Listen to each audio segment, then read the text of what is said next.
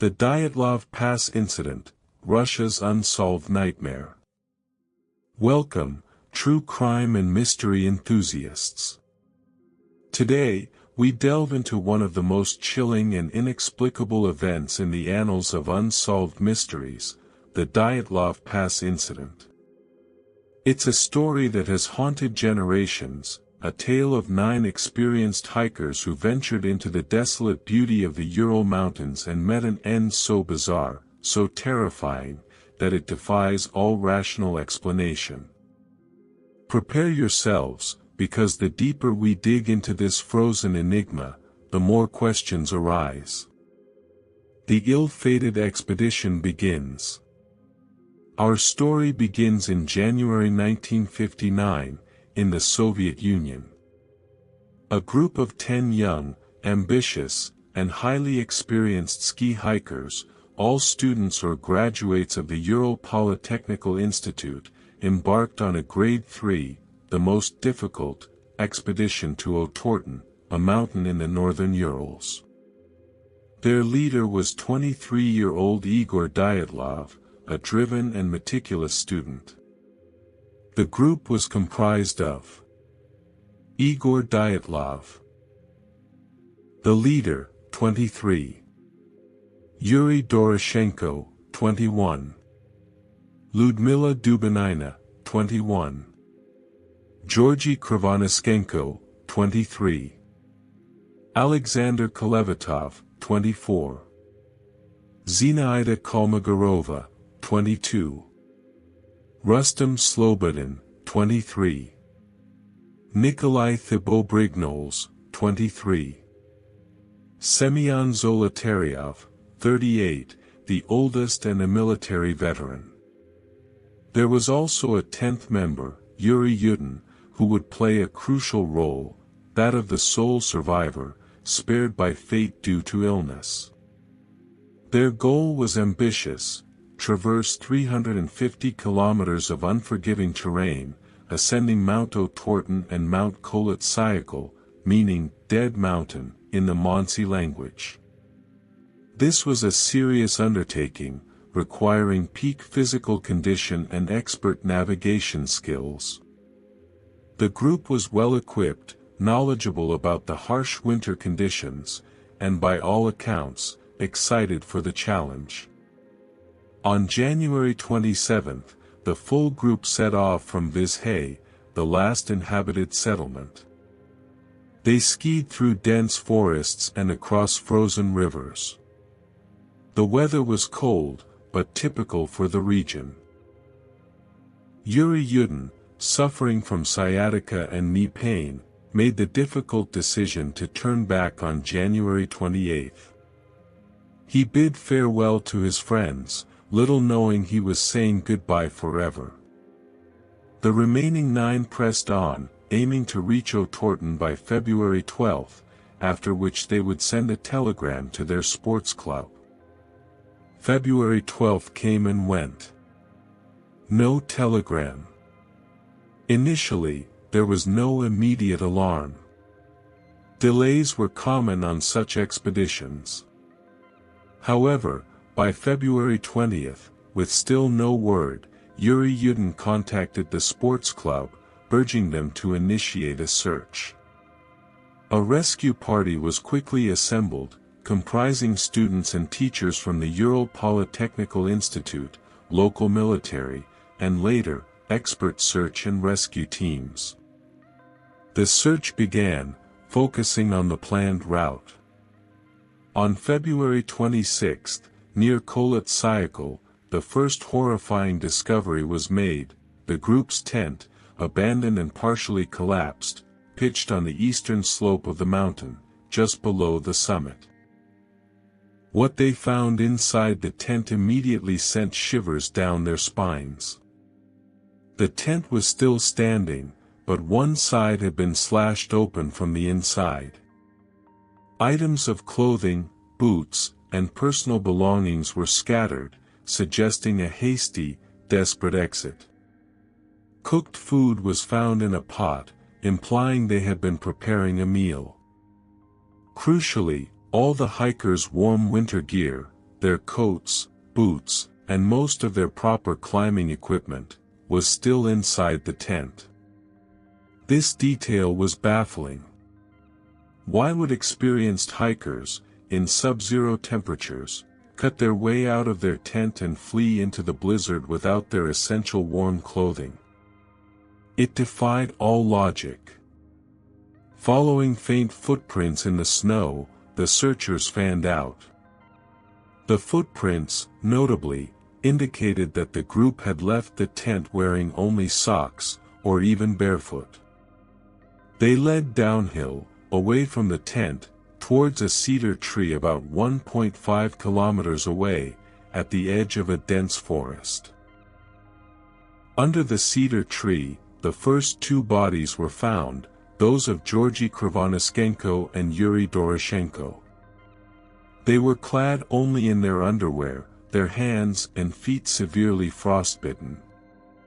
A small fire had been built near them, with burnt branches scattered around, but it was too small to have provided significant warmth in the brutal conditions. The bark of the cedar tree was stripped up to 5 meters high, suggesting someone had desperately tried to climb it, perhaps to look for something or escape from something. As the search continued over the next few days, more bodies were uncovered along the path back towards the tent. Igor Dyatlov was found about 300 meters from Krivonischenko and Doroshenko, facing the tent, as if trying to return. He was wearing light clothing. Zinaida Kolmogorova was found further up the slope, closer to the tent, also facing it. She had superficial injuries consistent with a struggle, but no fatal wounds. Rustam Slobodin was discovered further still closer to the tent. He had a cracked skull, but not a life-threatening injury. The first 5 bodies were found relatively quickly. All showed signs of severe hypothermia, but the lack of proper clothing in such extreme conditions was still the primary puzzle. The initial theory leaned towards hypothermia after an unknown event forced them from their tent. However, the remaining 4 bodies were not found until May 4, nearly 2 months later, as the snow began to melt. They were discovered in a ravine, under 4 meters of snow, about 75 meters from the cedar tree, deep within the forest. And these bodies presented the most disturbing and inexplicable injuries of all. The bodies of Lyudmila Dubinina, Alexander Kolevatov, Nikolai Thibault-Brignoles, and Semyon Zolotaryov were found together. Their injuries were horrific and profoundly unsettling.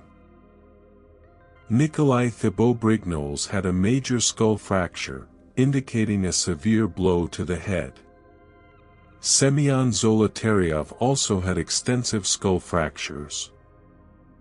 Lyudmila Dubinina had the most gruesome injuries: a missing tongue, missing eyes, partially missing lips, and significant damage to the soft tissues of her face. She also had several fractured ribs. Alexander Kolevatov had a missing part of his skull and an open wound on the side of his head, with exposed brain tissue. He also had a missing eyebrow and some facial damage. Crucially, there were no external signs of struggle or blood around these bodies. The injuries were internal, consistent with immense pressure, like that from a car crash. A forensic expert later stated that the force required to inflict such injuries would have been equivalent to a powerful blow. Adding to the strangeness, some of the recovered clothing, particularly from Dubinina and Kolevatov, showed signs of radioactivity. This detail would fuel many outlandish theories in the years to come. The official investigation began immediately. Led by Lev Ivanov, the prosecuting attorney of Sverdlovsk, the inquiry faced unprecedented challenges. There was no evidence of an external attack by people or animals. The tent slashing from the inside strongly suggested the hikers themselves caused it. The initial findings and subsequent closing statement in May 1959 were terse and unsatisfying.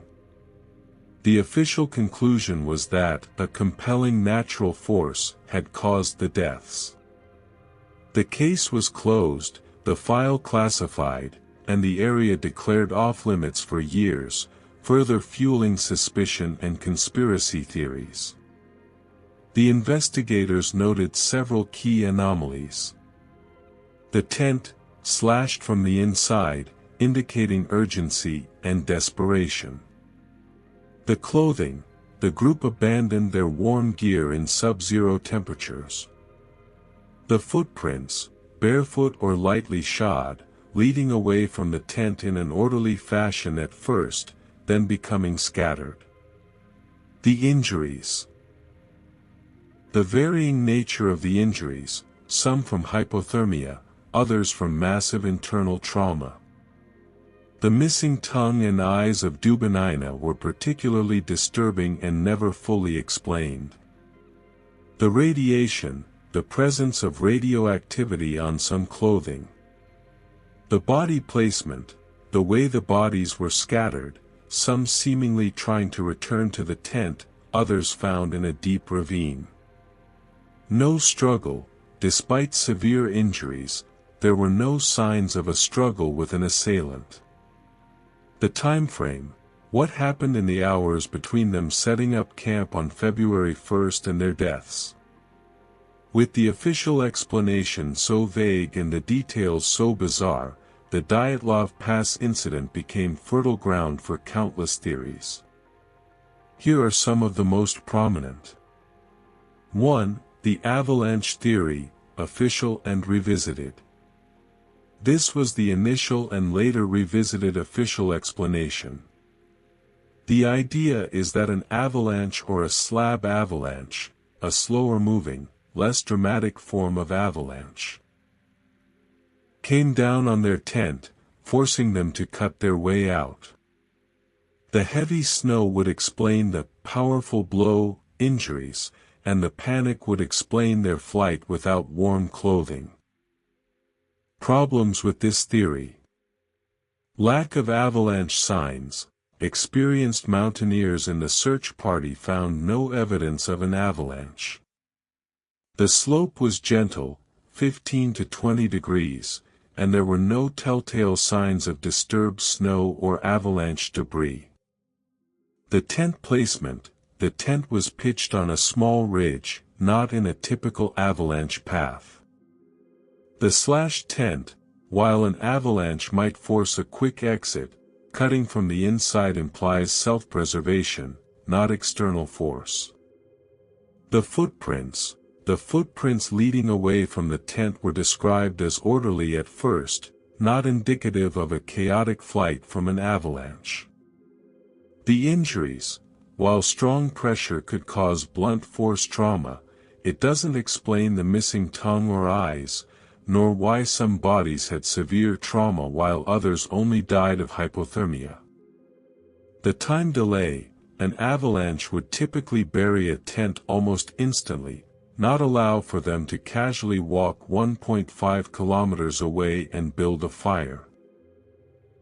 However, in 2019, a new investigation by Russian authorities, supported by scientific simulations, including a study by ETH Zurich in 2021, revisited the avalanche theory. They proposed a slab avalanche, caused by a specific type of snowdrift forming above the tent, triggered by the hikers themselves cutting into the slope to make a platform for their tent. This slow-moving snow could have collapsed on them, causing panic and injuries. The disorientation and darkness led them away from the tent. This new official theory still struggles to fully explain all the gruesome injuries and other anomalies. 2. Infrasound. This theory posits that a rare meteorological phenomenon, a strong, low-frequency infrasound wave, could have been generated by wind vortexes passing over the mountain. Infrasound is known to cause feelings of anxiety, dread, panic, nausea, and even extreme terror in humans. This could have driven the hikers into a state of irrational fear, causing them to flee the tent in a panic, leading to hypothermia and accidental injuries in the darkness. Problems with this theory. Speculative. While plausible in theory, there's no direct evidence of such an infrasound event. Injuries. Doesn't fully explain the severe blunt force trauma or the missing body parts. 3. Military testing/secret weapons. This is one of the most persistent and popular theories, fueled by the Cold War context, the classified nature of the original investigation, and the reported radioactivity on some clothes. Testing gone wrong. Perhaps the hikers stumbled upon a secret Soviet military testing ground. An experimental weapon, a bomb, a parachute mine, or even an infrasound weapon, could have been detonated, causing the internal injuries and radiation. Orbs of light. Other hiking groups in the region reported seeing strange orbs of light in the sky around the time of the incident, which some connect to military activity. Problems with this theory. Lack of evidence. No definitive proof of military testing in that specific area at that time has ever surfaced. Cover-up. While a cover-up for military blunders is plausible, the specific nature of the injuries and events remains difficult to align perfectly with a single type of weapon. Radiation levels. The radiation detected was reportedly very low, not consistent with a nuclear or highly radioactive weapon. 4. Yeti/wild animal attack. Given the remote, wilderness setting, some speculate a creature like a yeti or a large, aggressive animal, bear, wolf, could have attacked them. Problems with this theory. No animal tracks were found, other than the human footprints. Internal injuries. Animals typically cause external wounds, bites, scratches, not severe internal blunt force trauma without external marks. Missing body parts. While some animals might mutilate bodies, the specific removal of a tongue and eyes in the manner described is highly unusual for known predators and without other signs of struggle. 5. Paradoxical undressing and hypothermia. Paradoxical undressing is a phenomenon where people suffering from severe hypothermia become disoriented and feel intensely hot, leading them to strip off their clothes, ironically accelerating their decline. Problems with this theory. Orderly exit. While it explains the lack of clothing, it doesn't explain the initial orderly exit from the tent. Severe trauma. It certainly doesn't explain the fractured skulls, ribs, or missing body parts. These are physical injuries, not direct consequences of hypothermia itself. 6. Local indigenous attack, Mansi people. The Mansi are the indigenous people of the region, known for their reverence for the mountains. Some initially speculated that the hikers might have trespassed on sacred land, leading to an attack. Problems with this theory. No evidence, no Mansi tracks or signs of their presence were found. Cultural context. The Mansi were known to be peaceful and helpful to outsiders, not prone to violence. Type of injuries. Their traditional weapons would leave different kinds of wounds, not the blunt internal trauma observed. This theory was quickly dismissed by investigators. 7. Internal dispute/group conflict. This theory suggests that something happened within the group, a fight, a disagreement that escalated into violence, perhaps fueled by alcohol, though no alcohol was found. Problems with this theory. Group cohesion. The group was reportedly close-knit and experienced. Lack of external struggle, no signs of a fight, beyond superficial injuries on Kolmogorova, which could be from falling. The tent slashing. While a fight could lead to an urgent exit, slashing from the inside points more to escaping something outside than from within the group. Nature of injuries. The severe, high-impact injuries on some members are difficult to explain by interpersonal violence without weapons. 8. UFO/alien encounter. This falls into the more speculative, paranormal realm. The orbs of light, reported by other groups, combined with the inexplicable injuries, lead some to believe an extraterrestrial encounter occurred. Problems with this theory. No evidence, pure speculation with no tangible evidence. The lingering questions. Even with the various theories, the Dyatlov Pass incident leaves behind a haunting trail of unanswered questions. What caused them to flee the tent in such a desperate hurry? The tent was slashed from the inside. Why did they leave their warm clothes and shoes behind in sub-zero temperatures? This is perhaps the most confounding detail. What inflicted the severe blunt force trauma on some members? An avalanche is the only natural explanation, but evidence for it is weak. What happened to Lyudmila Dubinina's tongue and eyes? This remains one of the most disturbing and unexplained aspects. Why was there radioactivity on some of their clothes? Why was the investigation so quickly closed and the file classified? This fueled decades of suspicion. What was Semyon Zolotaryov doing with a camera around his neck and a notebook on his chest, wrapped around his body? Some theorize he was trying to document something, or perhaps protect something. Why did they set up a small, ineffective fire so far from the tent, yet strip bark high up the cedar tree?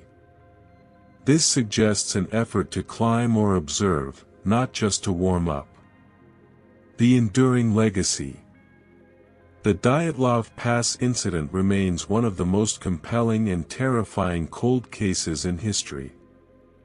It has inspired countless books, documentaries, and even fictional adaptations. Despite decades of amateur and professional investigations, no single theory fully explains all the facts. The 2019 Russian investigation's reaffirmation of the slab avalanche theory, while scientifically detailed, still leaves many observers unsatisfied, particularly regarding the gruesome and selective injuries, and the enduring psychological impact on the survivors' families and the wider public. The remote, desolate setting of Kholat Syakhl, Dead Mountain, seems to have lived up to its name.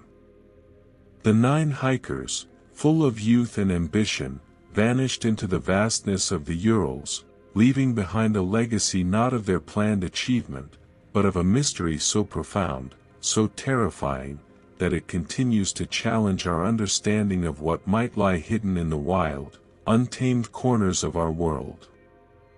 Perhaps some secrets are destined to remain buried, forever etched into the frozen slopes of Dyatlov Pass. Thanks for watching.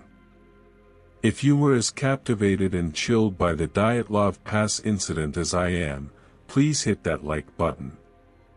Don't forget to subscribe to the channel for more true unsolved mysteries, and ring the notification bell so you don't miss our next deep dive into the unknown.